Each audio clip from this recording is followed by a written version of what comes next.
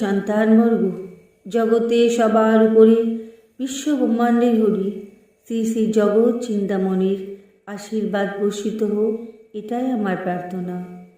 হে ভক্তগণ, ভালো কর্ম করলে তবেই ধর্ম হয়, কারণ কর্মেই ধর্ম।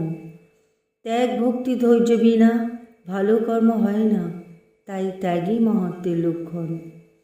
তাই জাতি ধর্ম নির্বিশেষে হিংসা বিদ্বেষ কলহ সব ত্যাগ করে ফুলের মতো মনকে পবিত্র করে সবাইকে আপন করে নাও, এতেই জগতের শান্তি।